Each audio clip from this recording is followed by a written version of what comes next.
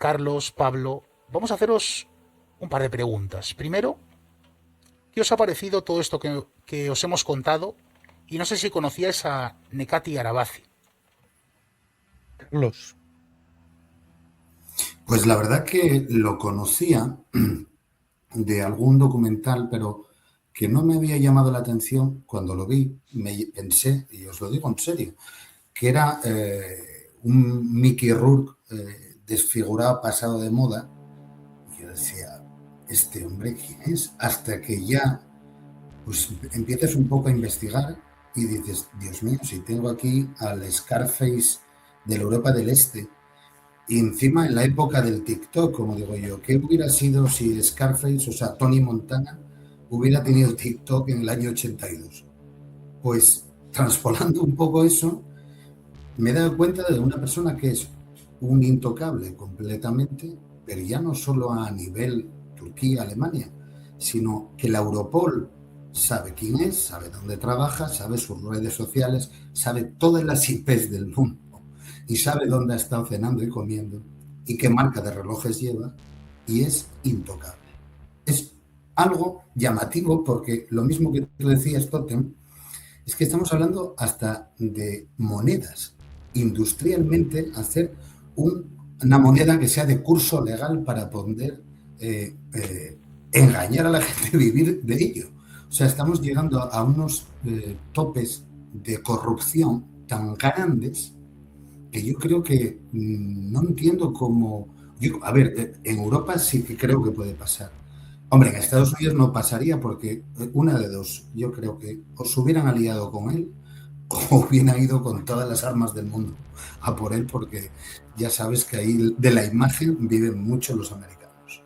No obstante, quiero decirte que has hecho un relato fabuloso y que me gusta que hayas hecho hincapié en, por favor, que la gente que nos vea, que hay mucha gente joven, que no vanaglorien este tipo de personas, ni de me pongo una camiseta de Pablo Escobar, me pongo una de Arabazi, ahora me pongo esto, soy el tough guy, ¿no? El tipo duro de la sala.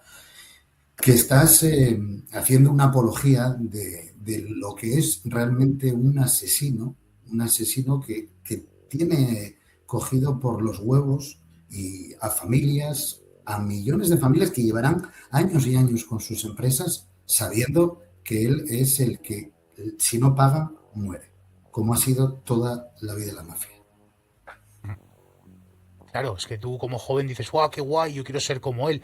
Pero tú ahora Claro. imagínate que es tu madre, la de ese negocio, y le vienen cuatro matones a tu madre y la amenazan, y tú eres un crío y no puedes hacer nada. Entonces ya todo esa imagen de héroe se te va, ¿no? Porque hay que tener empatía, Claro. ¿no?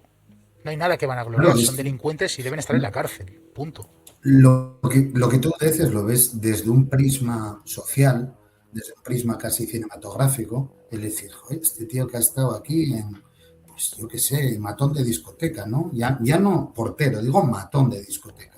Y Matón. que haya llegado a esa cúspide de la criminalidad, que muchos otros en los años 30 en Estados Unidos, 40, no han llegado. O sea, se han quedado a la mitad o los han matado. Este tío, que yo realmente no sé qué años tiene, si está cerca de los 60, yo creo, más bien 50 y tantos, ha Sí. llegado en un país como Turquía, que quiero recordar también que toda la Europa del Este, después de los Balcanes, de la guerra de los Balcanes, esas mafias que se han creado, y encima son mafias regionales, quiero decir, hay en Albania, hay en Croacia, hay en zonas, no se sale de la región, no estamos hablando de yo tengo un pacto con este, no, ellos mismos han hecho una cosa que es diferente a la mafia italiana. Ellos han cogido esos restos que han quedado de esas guerras, de esas civilizaciones que han cambiado la ONU, que han cambiado los mapas, y ellos mismos han salido a ese nivel de supervivencia. Entre ellos, a lo mejor había gente que nunca había pertenecido a la mafia. Se ha tenido que meter ahí porque a lo mejor es mi modus vivendi. Y ese modus vivendi ha sido el crimen. Y han empezado así y así se han juntado.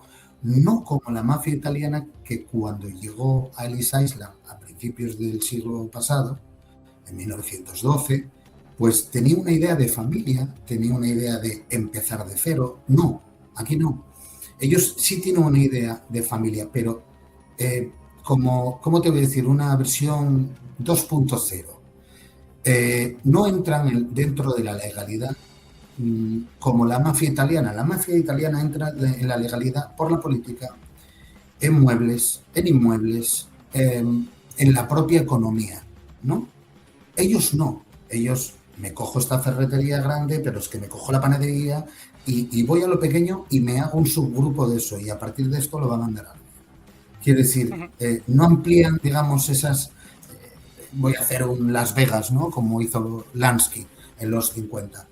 Lo que lo hacen, ¿por qué? Porque son gente que tú mismo dices. Nekati es un tío que no se hace ver, es un fantasma.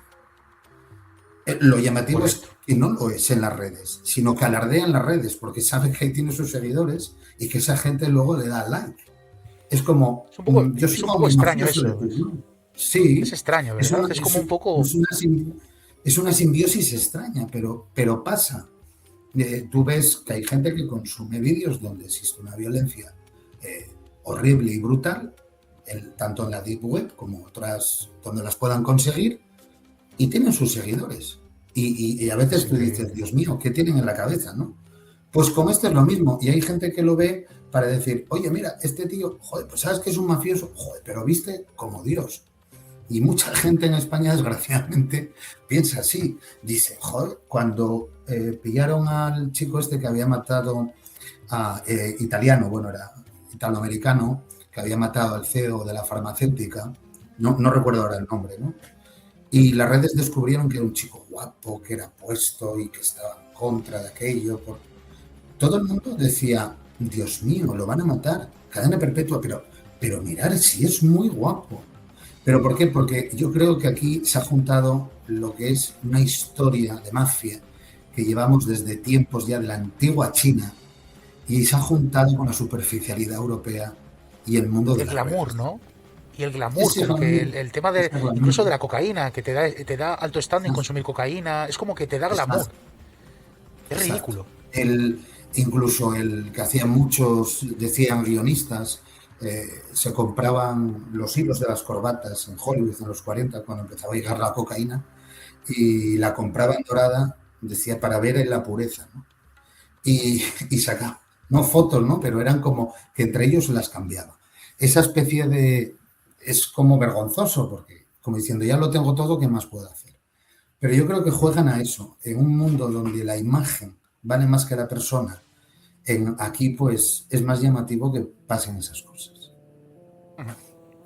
Es curioso, hemos hablado de la evolución de Nekati y claro, es curioso, has hablado mucho de la película de Al Pacino, de Scarface, por ejemplo. Si te das Mm. cuenta, cuando empieza Tony Montana, le ofrecen un cargamento de marihuana. Él empieza así, con un cargamento, y le parece ridículo.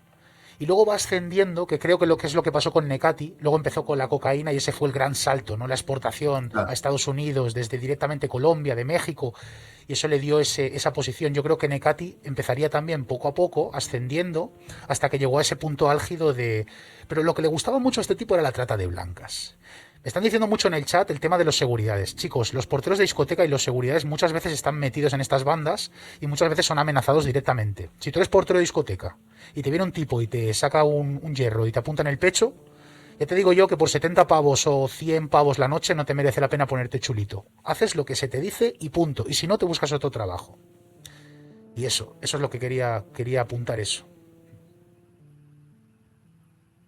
Yo sinceramente, cambiando, no, de lo que estabas diciendo, Totem, que me parece interesante lo que en Scarface estás poniendo ese símil que Nekati, y por eso yo creo que son gente que ha empezado de familias destrozadas, desestructuradas, que a lo mejor no tienen eso, una educación que todo el mundo podríamos haber tenido. Recuerda que vienen de países desclasados, incluso cuando ya la URSS ya no fue la URSS. Lo que es llamativo en estos grupos organizados es el amor, tanto fraternal, no estoy hablando Sí, de a la familia, sino a lo que llaman los italianos, que vosotros sabéis, la omertà, a la ser un huerta. hombre de bien, un hombre hecho y derecho. Y ellos sí que se lo creen, ellos tienen esa fijación de decir, yo soy un hombre, sea, la mafia en Italia decía, criticando un poco también una tendencia, dice, recuerda que no hay homosexuales italianos Ujú, oficialmente. ujú, Pues esto pasa también con eso, haciendo el símil, ¿no?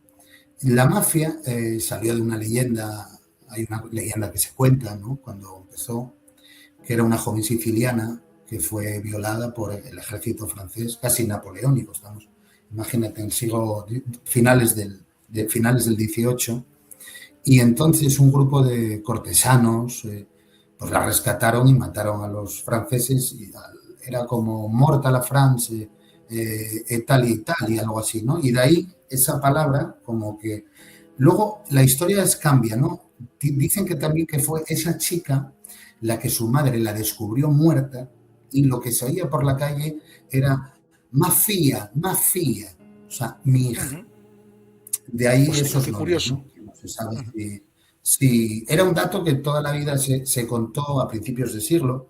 Uno de ellos que lo contaba era uno de los Duchere, era una especie de como de partisano, perdón, de esa época, de casi de principios de siglo, ¿no? Hablaba también de que eran los protectores, proteccioni, que los llamaban, que eran los carbonari, era una especie de independentistas italianos que ayudaron a Garibaldi a echar casi todas las tropas francesas, ¿no? Entre ellos, pues, como que, digamos que se protegían, ¿no? Aunque fueran de diferentes territorios, pero lo importante era salvar Italia. Y ahora quería deciros una cosa que siempre me llamó la atención, que aunque la mafia llevaba desde la mano negra 1902, cuando llegan los primeros italianos de Calabria, de Sicilia, sobre todo, de la parte sur de Roma, que es de la camorra napolitana, que antes no existía, no iban por tal. El 9 de julio del 58, el FBI publica por primera vez en una especie de monográfico que habían hecho sobre la mafia, una serie de reglas que supuestamente habían intentado descifrar por qué esa especie de, digamos, de omertà, por qué funciona esa omertà. Y entonces ellos se dan cuenta que se encuentran entre hombres como el facho, hombres hechos que deben acudir a lo que diga el jefe supremo, que en este caso sería el capo de tutto capi. Luego hay el capo más ujú. bajo, que ahora mismo os lo cuento. Tienen que depender su vida por sus hermanos, por su familia, aunque no pertenezca a su propia familia, sino de sangre italiana. Luego tienen que obedecer a las órdenes del Consejo, aunque ellos las encuentren extrañas, raras e inverosímiles. Y sobre todo, ni policía ni trámites burocráticos. Y de eso no se puede hablar entre un soldado a un teniente, de un teniente a un caporregime y ni a un alto más, ¿no? Ellos van, tú lo has explicado bien al principio, vamos desde el jefe, bajando poco a poco, con su consigliere al lado para decir, oye, ¿qué decisión Correcto. debo tomar? Para luego ir diciéndole, no, tú vas a decirle a este lo que tengo que hacer. Y él va pasando la información a los soldados, a los de abajo, a los que van a Perdona, ejecutar. de Sí, ahí saldría, Carlos, disculpa que te corté, que es muy interesante. sí, El tema sí, de que la mano derecha no sepa lo que hace la izquierda, ¿no? Saldría ese dicho, ¿no? exacto, exacto. Ajá. Hay una historia, John Balaki fue uno que perteneció a la familia Bonanno, un mafioso, que allí a finales de los años 60 decidió hablar con el FBI y, bueno, hay un libro muy bueno que es de Balaki Papers, los papeles de Balaki, que una comisión investigadora por primera vez, con una comisión antifraude de Hacienda y del FBI, pues Balaki cuenta como Maranzano, que en aquella época era el, digamos, el mayor, ¿no? Con Carboni, creo que era, perdón, lo tengo aquí, Gambino, de la familia Gambino también. Ujú. Él era un tío que le robaba a la mafia. No sabían que era Vale. la mafia y él era un tío que le robaba. Y entonces esa familia le dijo, mira, ¿quieres estar con nosotros? Y así no tendrás que robar, pero tendrás que hacer otras cosas que no te gustarán. Y entonces él se encuentra, quedan en un lugar indeterminado, él no dijo nunca habían quedado, y hacen lo que es esa especie de sacramento, ¿no? De religiosidad, ese aura de Ujú. misticismo, que es para dar la enhorabuena y la bienvenida al nuevo iniciado. Y entonces Balaki, que es pues de aquella, casi murió con 60 años, él tendría unos 20 y tantos, se encuentra, pues llega a una mesa y entonces ve que hay un vino, hay una pistola y una especie de daga pequeña, ¿no? Y él, pues realmente nada, ¿no? Y entonces Salvatore Bonanno le dice, mira, puedes decir unas palabras. Y entonces él estaba absorto, no sabía qué hacer. Bueno, pues habla bien de tus habilidades, habla, pues no sé, de algo que te refleje Italia, la hermandad. Y en el momento que él empezó a hablar, sin querer, le cogieron el dedo índice y le pincharon con como una especie de alfiler dorado Un y punzón, le juntaron el dedo, un punzón, sí, con la otra sangre, ¿no? Que se juntaran. Y pacto de entonces sangre. ya dijo, yo, un pacto de sangre que tú es misma familia. Somos ya de la misma familia. Y entonces él le dijo, ¿ves lo que tienes ahí? Un arma y una pistola. Con esto vivirás. Y si no sigues nuestros ritos, con esto morirás. Eso fue lo que él cuenta Balaki en la rueda de prensa que dio a partir de ahí el libro de los papeles de Balaki. Luego, lo que os estaba contando, quiero decir, del personaje en el fondo, de lo que hablamos, estamos extrapolándolo a lo que todo es el origen, todo tiene su origen en una cosa que siempre ha funcionado para ellos, que es el organigrama. Pensar que hasta hace 2008, creo, la familia que controlaba Nueva York, mientras las otras, digo en Nueva York, digo Estados Unidos, ahora voy a comentar un poco Italia, ha sido John Gotti. Gotti ha John sido Gotti. el último padrino, que luego, pues, realmente Los Soprano está basado en John Gotti. En todos los desmanes, era un hombre que no se tomaba en serio la idea de la omertá, de las cosas de verdad que les hacían grande a las familias, de ir a misa. Era un hombre, era pues como el personaje de Los Soprano, ¿no? Era un putero, era un tío que no le importaba llegar a haber matado casi a su cuñado por una disputa de un aparcamiento de coche. O sea, era un tío totalmente espantoso. ¿Qué pasó cuando se descabezó totalmente y no había nadie? Como el caso de Necati, dice, yo vuelvo a la cárcel, vuelvo a salir, vuelvo a entrar. Vale, aquí él ya no está. ¿Qué pasa con la mafia? Pues que las familias que quedan, que son, y déjame recordarlo porque son tantas, que eran, espera, lo tengo aquí apuntadito que se me va, los Carbonara, Garibaldi, todos estos que tengo aquí apuntados, Maranzano, Luciano, Gambino, que en 1920 empezaron, quedaron la familia Bonanno, Colombo, Gambino, Genovese y Lucchese. Digamos, todas esas que van en distintos centros de Nueva York, que tú fíjate que hasta el año 2000 seguían funcionando en todo el distrito de Nueva York. Al final ha sido la familia Gambino la que digamos, ha sido el don el que ha quedado con todo.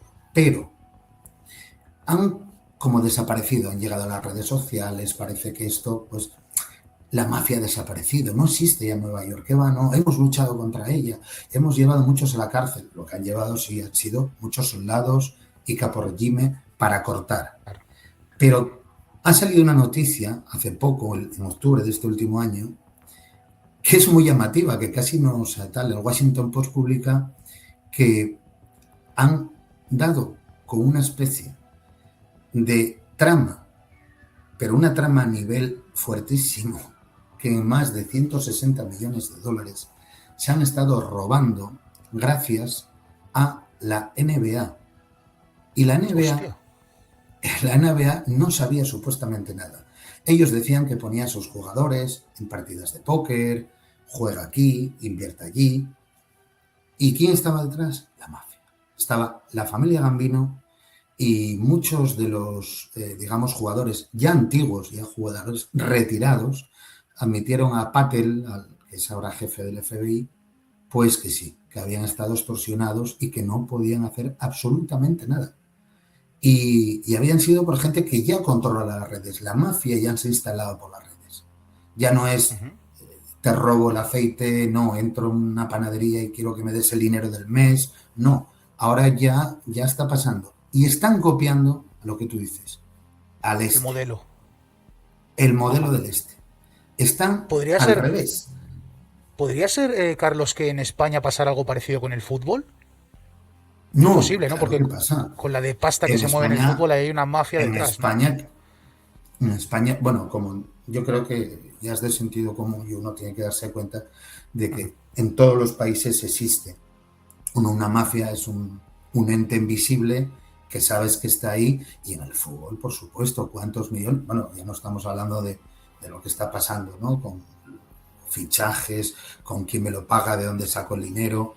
Eh, Ujú. a ver, es que estamos hablando de otra mafia también. Ujú.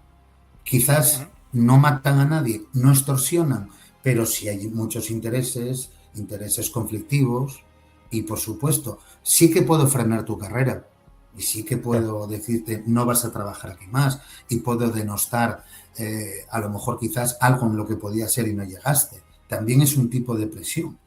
Y yo siempre lo digo, la mafia está en todos los sectores, en todos los ámbitos, incluso de la Sí. medicina. Cuando llegó la época, yo siempre lo diré, de la pandemia, no es ponerse conspiranoico, pero La eh, pandemia. toda exacto, todas las farmacéuticas estaban preparadas. Por supuesto que estaban Curioso. preparadas. Muy, muy Y curioso. llevan, y llevan organigramas, como tú vas a hacer esto. La gota va cayendo hasta abajo. Ajá. Luego veremos esa gota si se convierte en un torrente o si al final queda seco el pozo. Pero Carlos, vamos a intentar probar, sí. quiero hacer un apunte porque has explicado muy bien el tema del respeto, la jerarquía en la mafia italiana y demás, pero Mm, parece que como todo en el mundo se va desvirtuando y en los tiempos que vivimos hoy ya no existen los valores en la mafia, dicho por propios italianos. Sucede que mm, ahora ya no respetan a los veteranos. Antiguamente se respetaban a los padrinos que eran veteranos, pero es que ahora dicen los jóvenes claro, mafiosos que el que llega viejo es porque es un cobarde. Es muy curioso y es una falta de respeto muy grande al sabio, ¿no? A la figura del sabio, a la claro. persona que ha vivido mucho más que tú, que se ha equivocado más veces que tú. Ahora parece que no. Si es mayor es que es un cobarde. Por eso hay que Sí, matarlo. pero Te viene un es... niño de mm, 20 años y te liquida, ¿no? sí, sí, te liquida porque ellos no tienen, no han nacido con, digamos, entre comillas, con esa ética y esa moral que había en esas casas. Es decir, yo sé que mi hermano pertenecemos y ha matado a esa persona, pero ha sido porque lo han mandado y porque tengo que respetarlo. ¿Qué pasa? Que ahí hay una idea, tienen una idea, y esa idea es que necesitamos para vivir de esa manera. Ahora estos chicos que ven 4 películas de la mafia y compran una pistola de el mercado negro por internet, lo que sea, y la ponen aquí, eso lo que hablamos, piensan que es Necati, que es Scarface, que es un tonto, y el fondo es un tonto a las 3 que se la está jugando.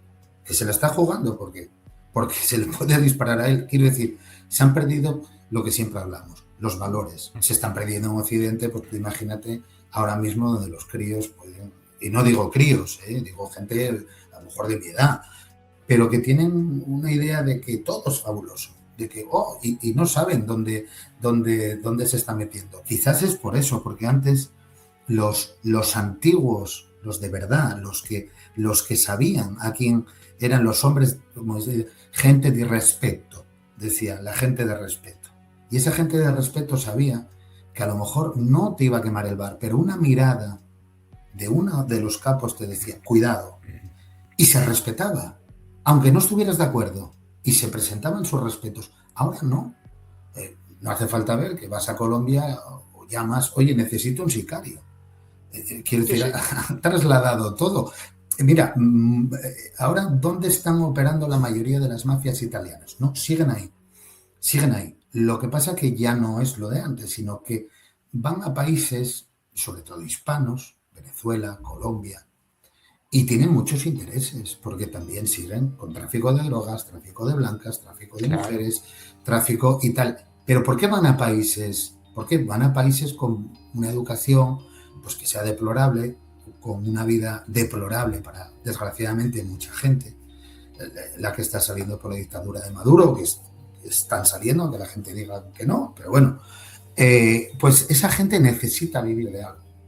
Y son gente que, como ya dicen, hasta aquí he llegado, dame una pistola porque yo por dinero hago. ¿Y qué Les da igual hacen? todo. Es una vasija, exacto, es una vasija que le van dando forma y al final van a hacer lo que ellos quieren. Y cuando se dan cuenta, han entrado en un club que no han sido invitados, pero ya no pueden salir. O sea, es como todo. Y realmente Correcto. lo que pasa al contrario con los países del este, ellos siguen teniendo muy buena relación con Rusia. Rusia les pasa armas a Albania. Sí, sí, pero de Albania yo te paso opio, que vengo por otra ruta que lo necesitas. Quiero decir, son simbiontes uno de otro, pero entre Claro. ellos mismos se respetan más porque no se pisan. No era como antiguamente pasó toda la mafia, tanto en Estados Unidos como la mafia irlandesa. En Irlanda era igual. Ujú. Cuando llegaron los irlandeses en la Little Italy a principios del siglo, hubo matanzas entre ellos solamente por ser italianos contra escoceses, contra irlandeses, a ver quién era el más duro. Ahí se imponía lo que vemos en la película Guns of New York, lo que poníamos escoceses, o sea, decía, de 5 points a la derecha, esto es irlandés, de 5 points a la derecha, esto es inglés. Y sigue pasando. No lo vemos, nosotros somos invisibles, pero seguramente que si tú vas a Nueva York, de la tercera a la séptima pertenece a, no sé, a una familia de Calabria, y la otra, pues imagínate, a la Drangheta, que antes no estaba la Drangheta, sitiada en Estados Unidos, y según la Interpol, lleva afincada unos 5 años, metida ya no en consumo, sino en comprar inmuebles para luego ellos mismos hacer, pues desde ahí muchas más. Es decir, la mafia, antes que era cool, el sombrero, ya lo ves, ¿no? La corbata blanca, Borsalino, siempre tal, pues ahora se ha convertido, pues es una especie de oscuridad latente que sigue dominándolo todo. O sea, la mafia no es un sistema de vida, es un sistema que come, devora y caga. O sea, nosotros somos daños colaterales de todo lo que pueda pasar. Es decir, ahora diré esto y se me tirará, pero claro que existe la mafia en la policía, claro que existe la Por mafia supuesto, por en supuesto. tal, porque hay gente que no, desgraciadamente piensa, oh, ¿cómo va a ver la policía? Son todos buenos. No, no, por supuesto, yo no voy a Es muy quejarme de la fácil, Policía Carlos, Nacional. es muy fácil, Carlos. Si la Guardia Civil no quiere, no entran los paquetes. Los paquetes entran Claro, porque la Guardia Civil está metida y porque claro, un Guardia Civil está metido y no puede salir, ¿eh? No es que sean malos, es que los tienen amenazados y no pueden salir porque son parte de esa mafia. claro, El del Guardia Civil engranaje, es el engranaje. es el Es todo engranaje. dentro del engranaje, claro. Exacto, exacto. Ya ¿Por han qué dado yo la no mano. puedo No, Claro, ¿y exacto. por qué no puedes? Y ahora si lo llevamos a todo lo que está pasando con esta inmigración tan brutal que nos está viniendo, no encontramos soluciones. No, no, no, no. Si tú miras para esta parte, no lo veo, no va a desaparecer. No va a desaparecer. El problema existirá, igual que existe la mafia. ¿Por qué no se puede luchar con ella, contra ella, por ejemplo?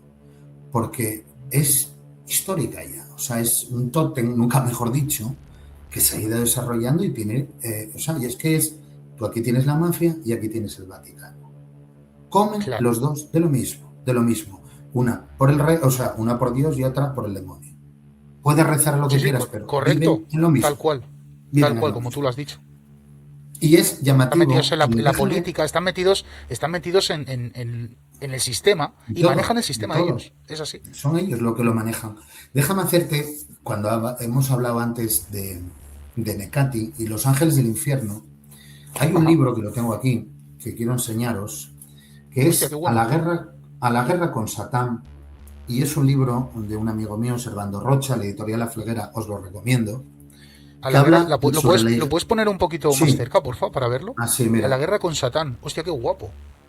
No lo es la conocía. iglesia del juicio final y habla del proceso, ¿no? Y es el Ajá. proceso que cuenta tiene unas fotos, no sé, a ver si os enseño alguna, de, bueno, cómo empezó. Es un periodista, Ed Sanders, que empezó, pues aquí tenéis uno de los discípulos, como tú decías, con la chapita ahí Ajá. puesta, que mucha gente Mm. dice, no, no, es una esvástica. No lo es, ¿no? Es una cruz celta invertida al revés. Recuerda mucho a la Y esvástica Antón por los Lavey, colores y. a la esvástica, por los Recuerda mucho. colores.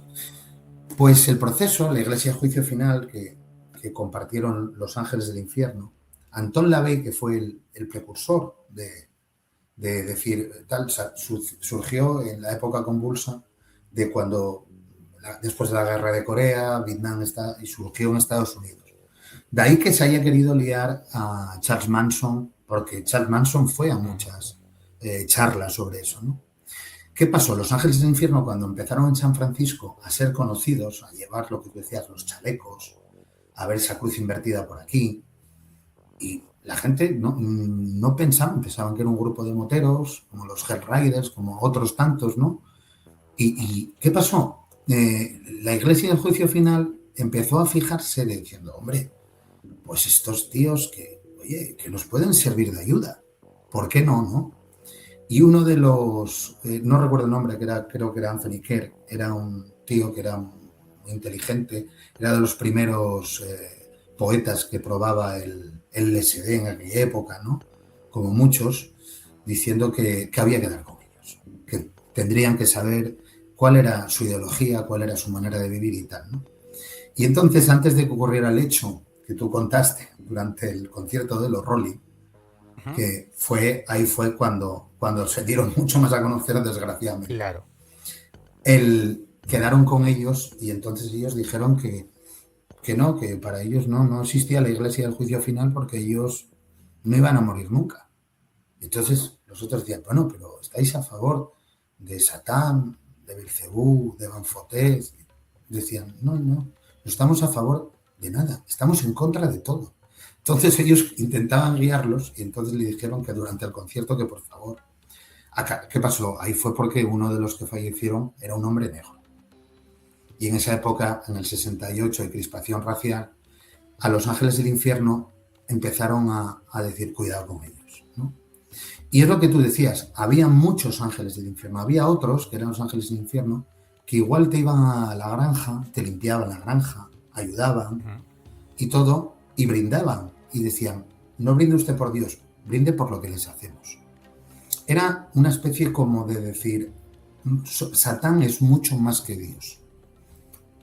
Y luchaba contra las ideas que quieren contarte en este libro, en el proceso, que no eran satánicos. Hay un periodista, si un día lo queréis investigar, Maury Terry, para mí es Maury Terry escrito, que escribió mucho sobre esto. Y Maury Terry acabó mal, nunca se supo si fue asesinado, si se suicidó, casi desaparecido, cuando, y esto es un apunte diferente al otro, pero ahora para que lo supierais, cuando el Night Stalker, creo que fue... Richard Ramírez.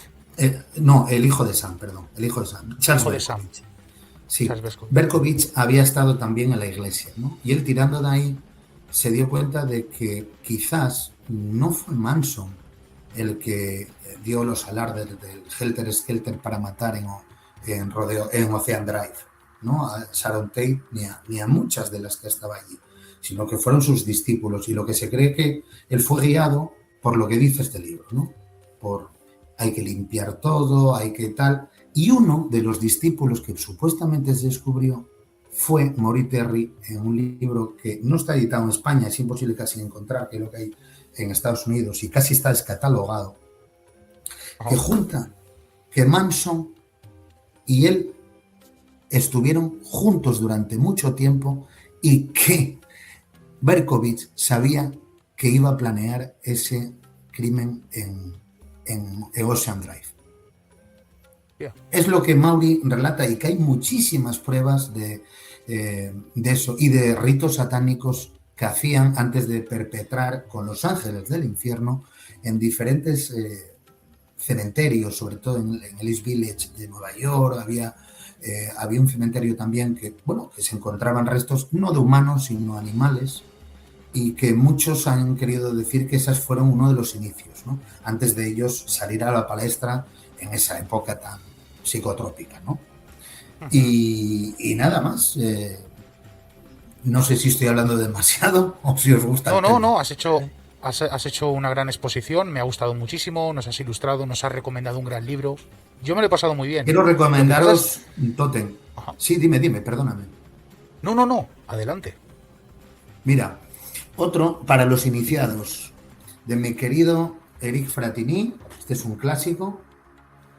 Es Mafia, un siglo de Cosa Nostra. Es un libro muy entretenido, muy, muy bien, con muchísimas fotos, con muchísimas sobre todo muchos, muchos datos.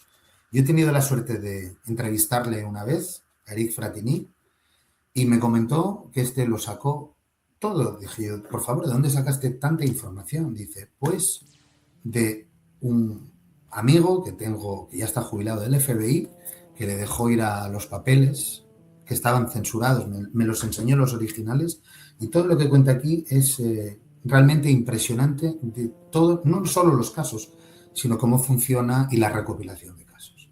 Yo os lo recomiendo, es un libro muy ameno, eso sí hay que tener mucha paciencia porque tiene muchísimos datos que recabar y no solo habla de la mafia italiana, habla de, en general, de casi toda, pero sobre todo en Estados Unidos. Y por último, este que es una rareza, que no creo que ya no está editado, que es Villa Wanda. Villa Wanda, sí, dice, un libro sobre algunas cosas raras que sucedieron en el siglo XX y de las que usted casi no se dio cuenta. Aparece en facsímil, porque es una literatura un poco, digamos, como unos pequeños sueltos, ¿no? Pero muy concentrados. Y ahí te va a hablar de Lido Gelli, de la Logia de la Propaganda 2, la banda de la Magliana, de la matanza de Piazza, el terrorismo negro, la red Gladio. Es que tienes muchísimas cosas, ¿no? Incluso hay un capítulo alucinante que es cuando empieza la Magliana, ¿no? Pero hay que yo nunca lo había visto escrito, que, perdóname que lo encuentre, a ver, estaba aquí, mira, que es el caso del puente Blackfriars, que no sé si lo sabéis, es en Inglaterra, y ahí fue donde encontraron al que fue el que llevaba el dinero del Banco Vaticano.